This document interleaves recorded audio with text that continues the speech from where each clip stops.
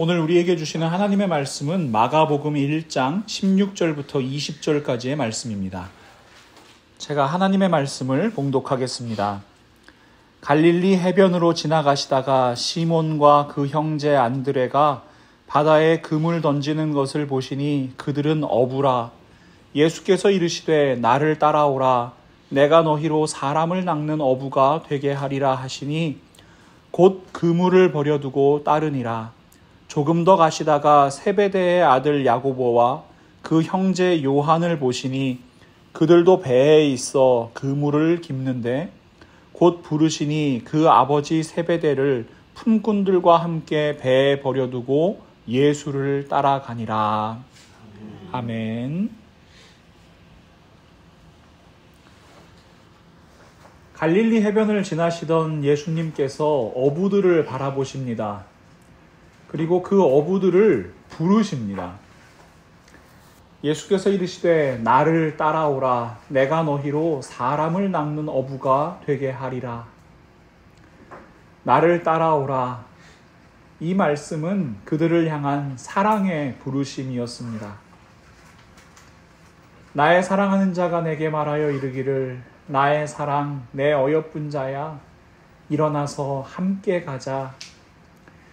이제 예수님과 함께 살아가고 예수님과 함께 하나님 나라 이루어 가자고 말씀하시는 예수님의 초대의 말씀입니다. 바다에 그물 던져 고기 잡던 시몬과 그 형제 안드레는 예수님의 부르심에 즉시 응답하였습니다. 그들이 손에 쥐고 있던 그물 버려두고 예수님을 따릅니다. 배에서 그물을 손질하던 야고보와 그 형제 요한도 마찬가지였습니다.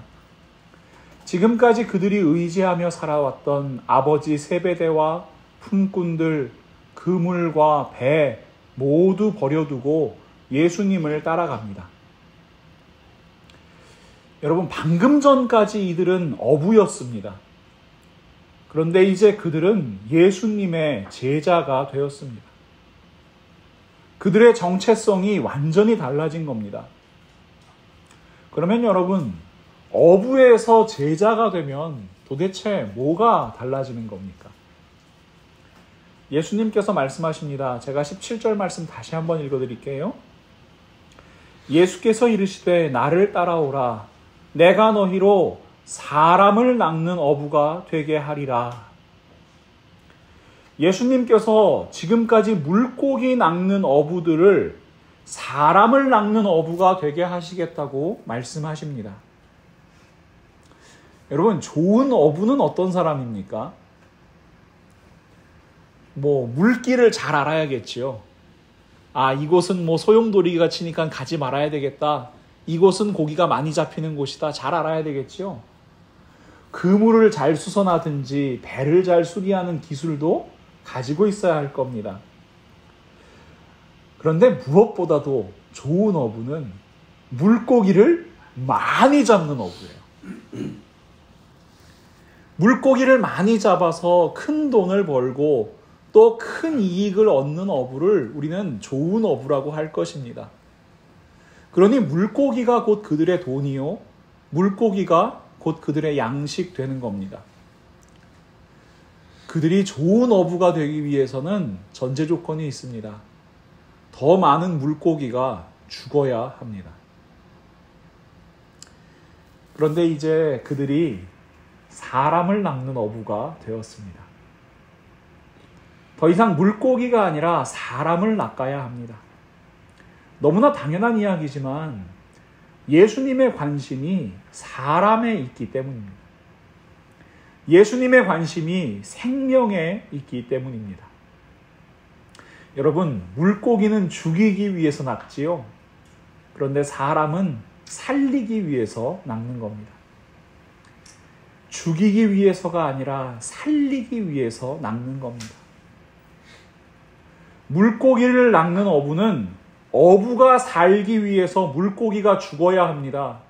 그러나 사람을 낚는 어부는 어부가 죽더라도 사람을 살리는 겁니다. 우리 예수님께서 그러셨습니다. 마가복음 10장 45절 말씀입니다.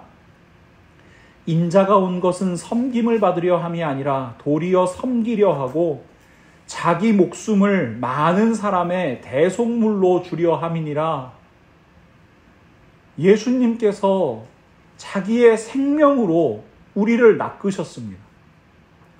예수 그리스도의 사명받은 사도 바울도 그렇게 살았습니다. 로마서 9장 3절 말씀입니다. 나의 형제 곧 고륙의 친척을 위하여 내 자신이 저주를 받아 그리스도에게서 끊어질지라도 원하는 바로다. 사도 바울은 선포합니다. 내가 죽더라도 이 유대인들이, 내 고륙의 친척들이 구원받을 수 있다면 그리하십시오. 여러분, 이것이 사람을 낚는 어부입니다. 사람을 낚는 어부는요, 자기의 생명을 버려서라도 예수님과 함께 생명을 살리는 사역을 이루어가는 사람들입니다. 그래서 사람을 낚는 어부는 생명을 낚는 어부입니다. 그리고 이것이 바로 그리스도의 제자입니다. 그런데 말입니다. 많은 사람들이 오해를 합니다. 사람을 낚는 어부라는 말씀을 물고기를 낚는 어부와 똑같은 관점으로 바라보는 거예요. 여러분, 이 말씀을 읽을 때 사람을 낚는 어부다 그러면 어디에 방점을 두어야 됩니까? 사람에 두어야 합니다. 그런데 대부분의 경우 어부에 방점을 찍습니다. 이런 시각으로 바라보면 나타나는 특징이 있어요. 숫자에 집착하게 되는 겁니다. 많이 낚아야 하는 것으로 생각하는 겁니다. 사람의 숫자, 재정의 규모, 건물의 넓이, 눈에 보이는 숫자나 사역의 실적에 관심을 갖는 것이 바로 그것 때문입니다. 이른바 양적 성장주의, 왜곡된 의미의 부흥운동이 그렇습니다. 예수님께서 바라보시는 사람, 그 생명에는 관심이 없고요. 그저 많이 잡기를 원하는 어부의 욕망만 남아있는 겁니다. 이것이 예수 그리스도의 제자인 그리스도인들이 변질되고 그 제자들이 모이는 교회가 변질되는 가장 큰 이유입니다. 물고기를 잡는 어부의 마음 그대로 사람을 잡으려고 드는 겁니다.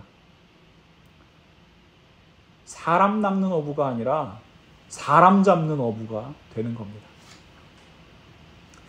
제가 어렸을 때 기억해 보면요, 교회들마다 총동원 주일, 전도 대축제, 부흥 폭발, 막 이런 것들이 많았습니다. 교회에서는 더 많은 사람을 데려온 사람 전도왕이라고 불렀습니다. 교회의 벽면에는 어떤 사람이 몇 사람 데려왔는지 보여주는 현황판이 붙어 있었습니다. 한 사람 데려올 때마다 스티커를 붙여 나갔습니다. 아이들 교육하는 교육부서에서도 마찬가지였습니다. 친구들 데려오면 문화상품권 줬습니다. 친구들 데려오면 자전거 줬습니다. 여러분, 이런 모습이 어디서 볼 수 있는 거예요? 자동차를 팔거나 보험 상품을 팔거나 세일즈를 하는 부서에 많이 붙어 있는 모습이지요. 실적에 따라서 인사고과가 결정되고요. 실적에 따라서 보너스를 지급하는 모습입니다. 실적왕, 전도왕 같은 모습이 우리 교회 안에 자리 잡고 있었던 거예요. 제가 신학대학원에서 공부할 때 동기에게 이와 연관된 아주 슬픈 이야기를 하나 들었습니다. 이 동기는 규모가 굉장히 작은 교회 목사님의 아들이었습니다. 하루는 이 친구가 화가 많이 났습니다. 평소에 참 온유한 친구였기 때문에 이 친구가 화를 내는 모습이 참 어색했습니다. 그래서 무슨 일이 있었는지 물었습니다. 이 친구 말이 이렇습니다. 대학교 다닐 때부터 아버지께서 심호하시는 교회 주일학교에서 교사로 열심히 봉사를 했대요. 숫자가 많지는 않았지만 아이들 사랑으로 가르치고 정말 아이들과 많은 시간을 보내기 위해서 노력하고 열심히 성경 말씀도 가르치고 그렇게 아이들과 시간을 보냈답니다. 그런데 근처에 있는 한 대형 교회에서 주기적으로 친구 초청 잔치를 한다는 거예요. 자전거랑 문화상품권을 상품으로 걸어놓고요. 그래서 그것이 시작되면은 어렵게 정착했던 아이들, 친구를 따라서 왔던 아이들이 교회를 떠난답니다. 그래서 그렇게 화가 난답니다. 예수 그리스도의 복음이 싸구려 복음이 되고 말았습니다. 예수 그리스도의 복음이 천박한 복음 되고 말았습니다. 사도 바울은 복음의 무게를 이렇게 선포합니다. 사도행전 20장 24절 말씀입니다. 내가 달려갈 길과 주 예수께 받은 사명, 곧 하나님의 은혜의 복음을 증언하는 일을 마치려 하면은 나의 생명조차 조금도 귀한 것으로 여기지 아니하노라.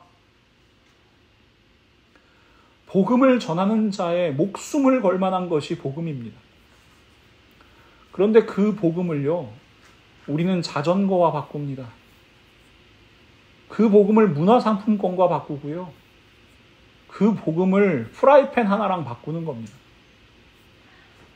숫자에 사로잡혀서 인간의 욕망을 정당화하는 수단으로 복음을 변질시키는 겁니다.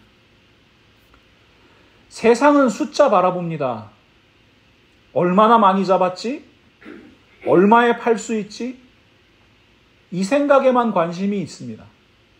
그러나 교회는요, 여러분 예수님의 제자면요, 사람을 낚는 어부라면요, 우리는 사람 바라봐야 하는 겁니다. 우리는 그 생명을 바라봐야 하는 겁니다. 숫자는 중요하지 않습니다. 말 그대로 숫자에 불과합니다. 왜요? 하나님께서는 한 사람을 이 천하보다 귀하게 여기시기 때문입니다. 우리 하나님 앞에서는 한 생명이 천하보다 귀하기 때문입니다. 왜 그렇습니까? 우리의 생명은 예수 그리스도의 핏값, 예수 그리스도의 목숨값이기 때문입니다. 베드로 사도는 이렇게 고백합니다. 베드로전서 1장 18절부터 19절 말씀입니다.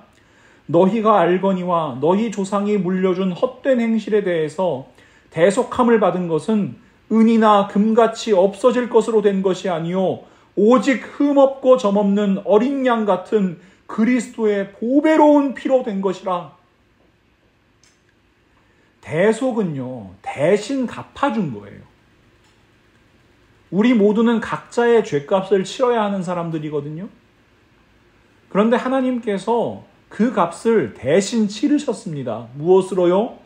은으로 치르셨습니까? 금으로 치르셨습니까? 돈으로 치르셨습니까? 아니요. 예수 그리스도의 십자가, 그 보혈의 능력으로 우리는 대속의 은혜를 받았습니다. 예수 그리스도께서 자신의 피로 그 모든 고난과 환난을 받아내심으로 우리의 죄값을 대신 치러내셨습니다. 그렇게 우리는 생명을 선물로 받았습니다. 그러니 우리 한 사람 한 사람의 생명이 얼마나 귀합니까? 하나님께서 독생자 예수 그리스도의 십자가 보혈로 우리를 사셨습니다. 이것이 하나님, 우리 아버지의 마음이에요. 사랑하는 믿음의 동역자 여러분, 이 시간 여러분께 여쭙겠습니다. 여러분은 제자입니까? 아니면 어부입니까? 여러분은 예수님과 함께 사람을 낚는, 생명을 구원하는 제자입니까? 아니면 여전히 세상의 시각으로 나의 욕망을 위해 사람 잡는 어부입니까? 우리는 자꾸만 엉뚱한 걸로 내가 제자인지 아닌지 확인하려고 해요. 내가 종교 행위를 얼마나 열심히 하고 있나? 뭐 새벽 기도를 빠지지 않고 하는가? 뭐 예배에 빠지지 않는가? 뭐 아니면 뭐 주일에 일을 하는가 안 하는가? 아니면 주일에 돈을 쓰나 안 쓰나? 주일에 영화관이나 뭐 스포츠 관람 같은 데 가는가 가지 않는가?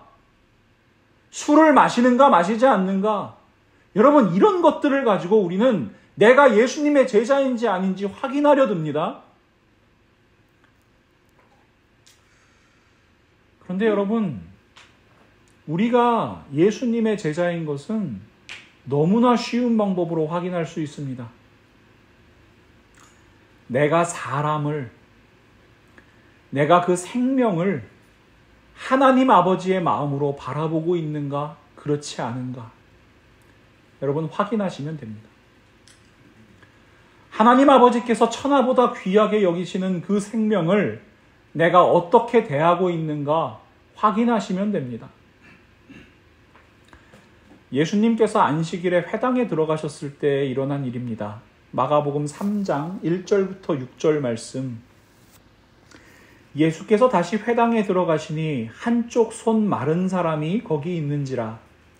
사람들이 예수를 고발하려 하여 안식일에 그 사람을 고치시는가 주시하고 있거늘 예수께서 손 마른 사람에게 이르시되 한가운데에 일어서라 하시고 그들에게 이르시되 안식일에 선을 행하는 것과 악을 행하는 것, 생명을 구하는 것과 죽이는 것 어느 것이 옳으냐 하시니 그들이 잠잠하거늘 그들의 마음이 완악함을 탄식하사 노하심으로 그들을 둘러보시고 그 사람에게 이르시되 내 손을 내밀라 하시니 내밀매 그 손이 회복되었더라. 바리새인들이 나가서 곧 헤롯 땅과 함께 어떻게 하여 예수를 죽일까 의논하니라. 여러분, 이 당시에 유대인들, 특별히 바리새인들 어떤 사람들이었습니까?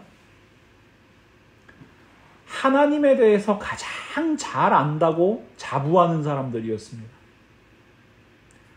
하나님 말씀 가장 잘 안다고 자신하는 사람들이었습니다. 그러나 그들은 하나님의 마음을 전혀 알지 못하는 사람들이었습니다. 지금 유대인들과 바리새인들이 한쪽 손 마른 사람을 바라봅니다. 그런데 그 사람을 통해서 무엇을 바라보고 있지요? 율법 바라봅니다.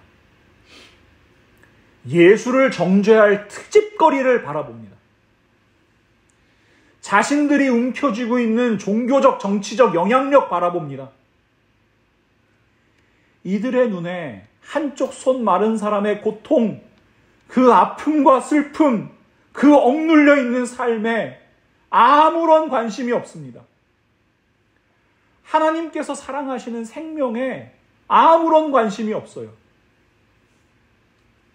그러니 예수님께서 그들에게 안식일에 생명을 구하는 것과 죽이는 것 어느 것이 옳으냐 질문하실 때 그들은 아무런 대답하지 않는 겁니다. 예수님께서 그들의 마음의 완악함을 탄식하십니다.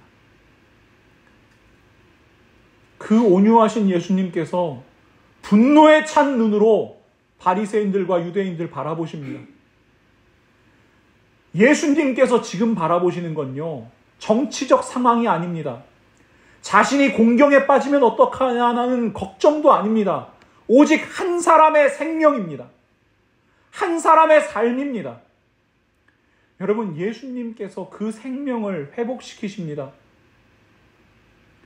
생명을 바라보지 않는 것은요, 하나님 마음을 무시하는 일입니다. 생명을 사랑하지 않으면 하나님 말씀 아는 것이 아닙니다. 생명을 존중하고 생명을 사랑하는 마음, 이 마음이 없다면 단언컨대 그리스도인이 아닙니다.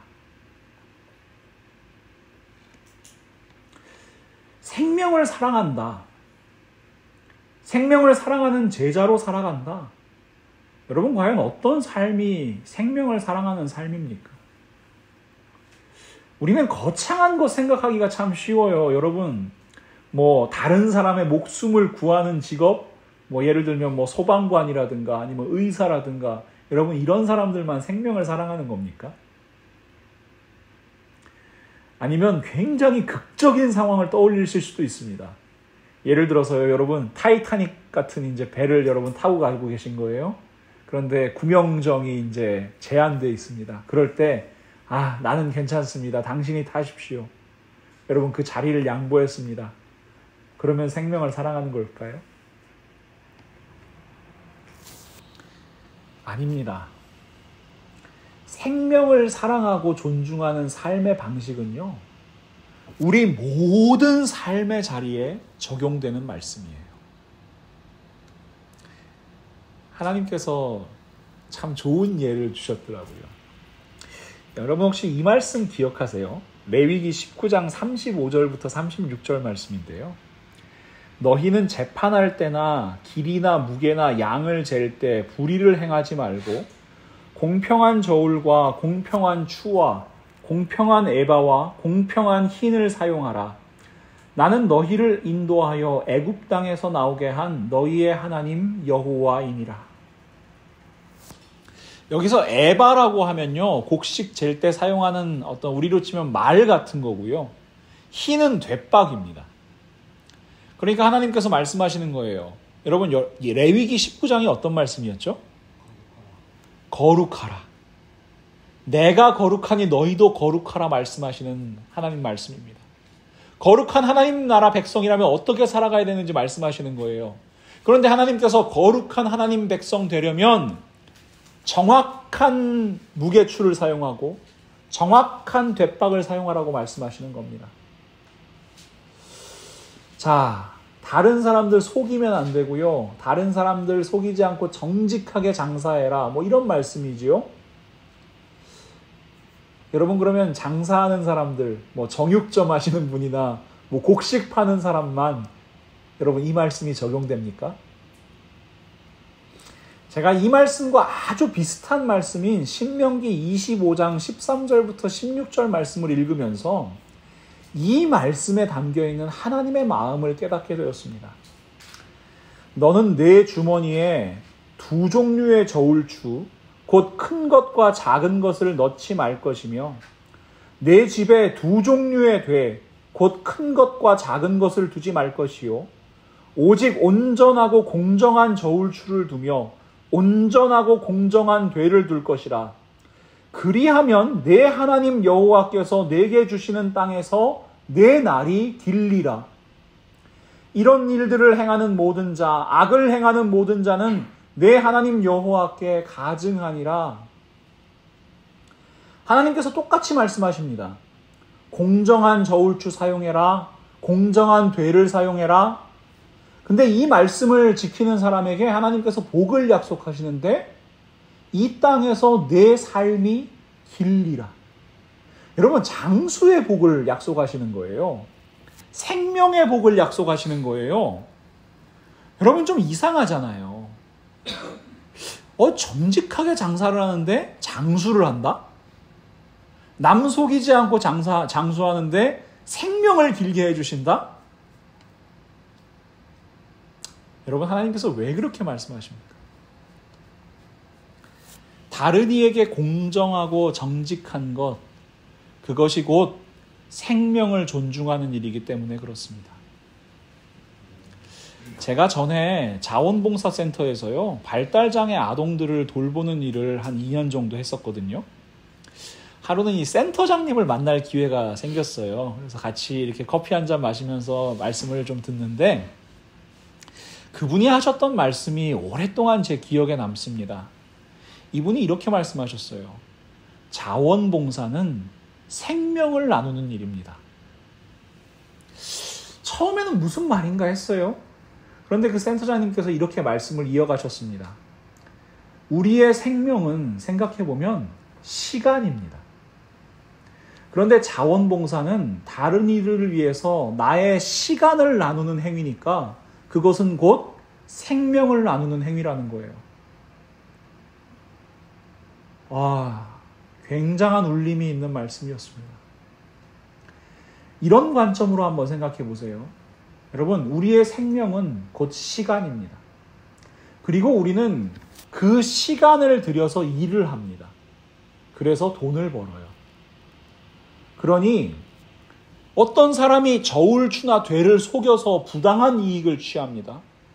그것은 단지 돈 몇 푼을 더 버는 행위가 아니라 다른 사람의 시간을, 다른 사람의 생명을 부당하게 취하는 행위가 되는 거예요. 단지 사기의 죄가 아니고요. 다른 사람의 생명을 무시하는 죄를 짓는 겁니다. 살인과 마찬가지의 죄라는 거예요. 그래서 하나님께서는 공정하고 온전한 저울추를 사용해라. 공정하고 온전한 되를 사용해라 라고 말씀하시는 겁니다. 그것이 다른 이의 생명 역시 나와 똑같이 소중한 생명임을 인정하는 행위요. 하나님께서 귀하게 여기시는 생명을 나 역시 귀하게 여기는 행동이기 때문입니다. 그래서 하나님께서 공정한 저울추, 공정한 돛박 사용하는 사람에게 생명의 복을 주시는 겁니다. 사랑하는 믿음의 동역자 여러분, 우리는 기억해야 합니다. 하나님께서 우리를 바라보시는 관점이 바로 생명이라는 사실을 말입니다. 인간의 죄성은요, 자꾸만 숫자 바라보게 합니다. 율법 바라보게 합니다. 상황 바라보게 합니다. 하지만 우리는 하나님 아버지의 마음으로 생명을 바라보는 사람들 되어야 합니다. 여러분, 이렇게 생명 바라보면요, 우리는 제자입니다. 생명 바라보면요, 우리는 그리스도인입니다. 생명 바라보는 사람들이 모인 곳이 바로 교회입니다. 성경 아무리 많이 알면 뭐합니까? 종교행위 아무리 많이 하면 뭐합니까? 이 마음 가지고 있지 않다면 그저 어부입니다. 예수께서 분노하신 바리새인입니다. 결코 제자가 될 수 없는 겁니다. 제가 지난 2016년에 아주 충격적인 기사를 하나 읽은 적이 있습니다. 이 한국전력공사 아시죠? 한국의 이 전기를 공급하는 회사인데요. 이 회사에서 활선공법이라는 것을 중단한다라는 기사였어요. 활선공법. 그냥 말 그대로 살활자에 선선자. 그러니까 선이 살아있는 상태로 공사를 한다 이런 말입니다. 전기를 끊지 않고 고압선을 교체하는 작업을 하는 겁니다. 그 고압선에는요 22,900V의 전기가 흐르고 있는 상태입니다. 여러분 상식적으로 이해가 되세요? 며칠 전에 제가 부엌에 달린 전구가 하나 나갔어요. 그래가지고 그걸 이제 교체하려고 새 전구를 사왔거든요. 그런데 그 전구 이 케이스에 써 있는 거예요. 안전을 위해 반드시 스위치를 끄고 전구를 교체하라고요. 여러분 미국 가정에는 몇 볼트 전기 들어와요? 110볼트 전기 들어오잖아요. 그런데도 안전을 위해서 끄래요. 그런데 2만 볼트가 넘는 고압선 공사를 전기를 끊지 않은 상태로 진행한다는 겁니다. 그 기사에 따르면요 2009년부터 2013년까지 5년 동안에만 이 공법으로 작업하던 노동자 중에 13명이 감전사고로 목숨을 잃었습니다. 140명이 심각한 화상을 입고 손목과 팔을 잘라냈습니다. 한 전기기술자의 인터뷰가 거기에 실렸는데요. 정말 눈물이 흘렀습니다. 전봇대에 올라갈 때마다 아내와 아이들의 이름을 조용히 부릅니다. 혹시 마지막이 될지도 모르니까요. 그러면 정신이 더욱 바짝 듭니다. 여러분 왜 이렇게 위험한 방식으로 공사를 하게 하죠? 비용을 절약하기 위해서입니다. 돈 몇 푼 아끼기 위해서입니다. 작업시간 15분에서 30분 동안 정전됨으로 인해서 발생하는 민원의 숫자를 줄이기 위해서입니다. 그런데 제가 7년이 지난 지금 얼마 전에 다시 눈물을 흘렸습니다. 분명히 2016년에 금지된다고 했던 활선공법이 여전히 한국에서 이루어지고 있다는 거예요. 그 뉴스를 보았습니다. 지난 7년 동안 여전히 전기기술자들이 목숨을 잃고 있고 여전히 팔을 잘라내고 있는 거예요. 아무것도 바뀌질 않았어요. 뉴스 영상에는 이번에는 젊은 노동자 한 사람이 나와 인터뷰를 하고 있었습니다. 수도공사로 인해서 물이 끊기는 것은 시민들이 좀 참으시는데 전기가 끊기는 것은 사전에 안내를 해도 민원이 너무 많이 들어와요. 저희 같은 하청업체는 민원이 들어오면 재계약을 못하기 때문에 활선공법으로 시공을 할 수밖에 없습니다. 전봇대에 올라가기 전에 스마트폰으로 가족 사진을 보면서 그 전신주에 올라가는 노동자의 모습을 보며 저는 정말 많이 눈물을 흘렸습니다. 여러분, 한국전력공사에는 그리스도인이 없습니까? 제가 인터넷에 찾아보는데요.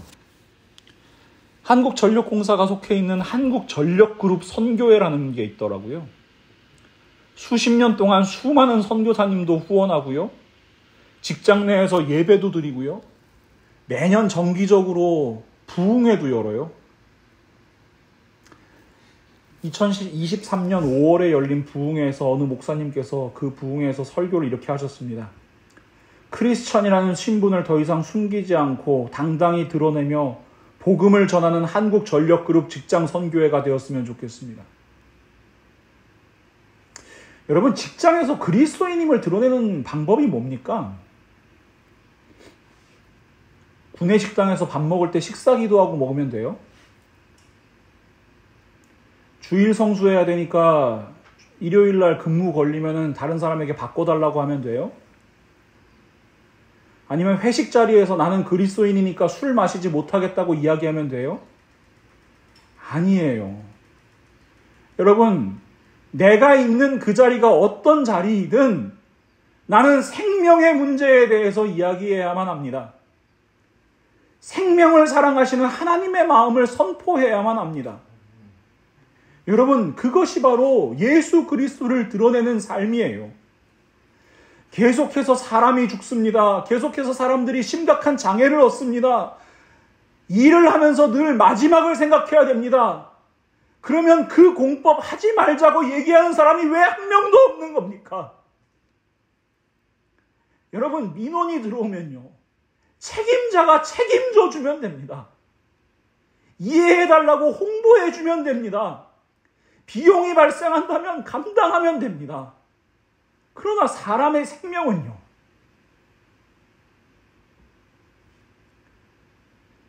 하청업체 노동자라고 그 삶을 짓밟아서는 안 되는 겁니다. 그 소중한 생명, 그 소중한 삶을 지켜주는 사람이 왜 아무도 없습니까? 그들의 생명과 삶의 터전을 보호해주고 하나님의 날개가 되어주는 사람이 왜 아무도 없는 겁니까? 왜 수많은 그리스도인 중에 한 사람도 이 생명의 문제를 이야기하지 않는 겁니까?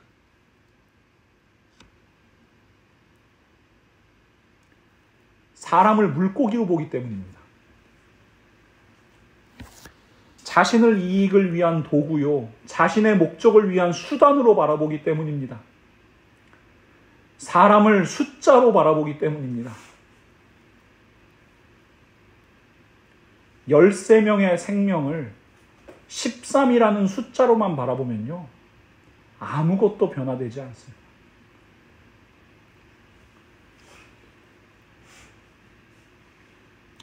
예수 그리스도를 믿는다고 하지만 여전히 예수 그리스도의 마음이 아니라 어부의 마음, 바리새인의 마음으로 사람을 바라보는 저의 죄성을 봅니다. 이것은 우리 그리스도인들, 우리 교회, 나아가 우리 사회, 그곳에서 일어나는 거의 모든 문제들, 그 문제들의 원인입니다. 사람을 사람으로 보지 않고 생명을 생명으로 보지 않기 때문에, 단지 숫자로 보기 때문에 일어나는 일들입니다. 여러분께 다시 한번 묻겠습니다. 여러분은 제자입니까? 아니면 어부입니까? 사람을 구하는 어부입니까? 아니면 물고기 잡듯 사람 잡는 어부입니까? 그리스도인입니까? 아니면 바리새인입니까? 제자는 사람을 물고기처럼 바라보는 사람이 아닙니다. 제자는 사람을 천하보다 귀한 생명으로 지극히 작은 자 한 사람을 예수님처럼 바라보는 사람입니다. 생명의 기준으로 생각해야 되고요. 생명의 기준으로 일해야 되고요. 생명의 기준으로 살아가야 합니다. 생명의 기준으로 말씀 봐야 합니다. 설령 내가 손해보고 내가 죽더라도 생명을 위해 살아가는 사람들, 이것이 사람을 낚는 어부 예수 그리스도의 제자입니다. 사도 바울이 데살로니가 교회 성도들을 향해서 이렇게 고백합니다. 그러므로 내가 주 안에 굳게 선즉 우리가 이제는 살리라. 데살로니가 전서 3장 8절 말씀인데요. 이 말씀을 공동번역 성경은 이렇게 번역해요. 여러분 모두가 주님 안에서 주님께 대한 믿음을 굳게 지키고 있으니 우리는 지금 정말 사는 보람이 있습니다. 제가 이 말씀을 이렇게 한번 번역해 봤어요. 여러분 모두가 우리 주님 안에서 흔들리지 않는 믿음을 지키고 있으니 우리는 지금 정말 살맛이 납니다. 여러분, 사도 바울이 어떤 상황이었냐면요. 핍박받고 데살로니가 교회를 떠났어요. 베레아 교회에서도 그를 반대하는 유대인들의 핍박받고 떠나야만 했어요. 고린도 교회를 개척했는데요. 참 어려움 많이 겪었어요. 심지어 그는 천막 만드는 일을 낮에 하고요. 또 복음 전하는 일을 감당했어요. 쉽지 않은 하루하루였을 거예요. 그러나 사도 바울은요, 지금 살맛이 나는 겁니다. 왜요? 데살로니가 교회 성도들. 그 핍박 때문에 3주밖에 복음을 못 전하고 3주밖에 하나님 말씀 가르치지 못한 그 성도들이 지금 하나님 말씀 붙들고 복음 안에 굳게 서 있다는 거예요. 그들의 삶이 회복돼 가고 있다는 거예요. 여러분, 그들을 통해서 심지어 그 생명의 소식 복음이 그 지역 가운데 흘러가고 있다는 거예요.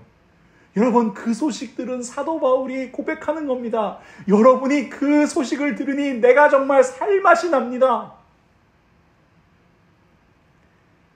여러분, 말 그대로 생명의 맛인 거예요.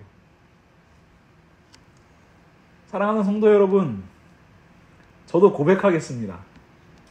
저도 요즘 살맛이 납니다.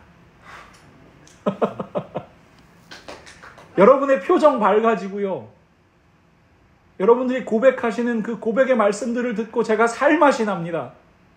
처음으로 하나님께서 부르셨습니다. 그 느낌 받고 삽니다. 아멘. 처음으로 하나님께서 나에게 말씀하십니다. 그 고백을 제가 들으며 제가 정말 살맛이 납니다. 여러분, 여러분도 살맛 나시면 좋겠습니다. 정말 생명의 맛으로 살아가시면 좋겠습니다. 다른 숫자 때문이 아니라요. 다른 규모 때문이 아니라요. 다른 내가 손에 움켜쥔 것 때문이 아니라요. 정말 예수 그리스도와 함께하는 그 생명의 맛, 예수 그리스도와 함께 전하는 그 생명의 맛, 예수 그리스도와 함께 누리는 그 생명의 맛, 그 살맛을 느끼면서 살아가시면 좋겠습니다. 우리 한 사람 한 사람이 그 살맛 나는 삶을 누리고 그 살맛 나는 삶을 전하고 나아가 우리 라이프 철치가 그 생명의 맛, 그 살맛을 이 땅 가운데 선포해가는 아름다운 교회로 세워져 갈 수 있기를 우리 예수 그리스도의 이름으로 간절히 축원합니다. 우리 이 시간 함께 잠시 결단하며 기도하겠습니다. 하나님, 저희들 정말로 하나님께서 천하보다 귀하게 생각하시는 생명을 선물로 받은 사람들입니다. 감사합니다. 저희들 그 생명의 시각으로 이 땅 바라보게 하시고 정말 그 생명의 맛, 삶의 맛을 저희들의 삶의 자리에서 증거하는 사람들, 예수님의 제자 되게 하여 주시옵소서. 우리의 결단의 기도를 한번 같이 올려드리죠. 사랑과 은혜가 충만하신 우리 하나님 참 감사합니다. 이 시간 하나님께서 천하보다 귀하게 여기시는 우리 성도님들과 함께 예배할 수 있음이 얼마나 감사한지 모르겠습니다. 저희에게 허락하신 생명이 얼마나 감사한지 모르겠습니다. 하나님, 저희들 그 생명의 맛, 삶의 맛, 정말 살맛 나는 그 삶을 살아가는 사람들 다 되게 하여 주시옵소서. 숫자 때문이 아니라, 세상의 욕심 때문이 아니라 예수 그리스도와 함께함으로 말미암아 살맛 나는 저희가 되었으면 좋겠습니다. 그리고 저희에게 허락하신 모든 삶의 자리자리에서 그 하나님 아버지의 마음 기억하고 하나님의 아버지의 마음 정말 이 땅 가운데 이루어질 수 있도록 저희들 그 삶의 맛을 전하는 사람들 다 되게 하여 주시옵소서. 생명의 복음을 증거하는 제자로 살아가게 하여 주시옵소서. 그때 하나님께서 저희들 한 사람 한 사람 붙드시고 하나님의 놀라운 능력으로 역사하사 이 땅 가운데 하나님께서 흘려보내셨던 예수 그리스도 보혈의 강물이, 그 생명의 강물이 흘러가게 하여 주시옵소서. 예수님의 이름으로 간절히 기도합니다. 아멘.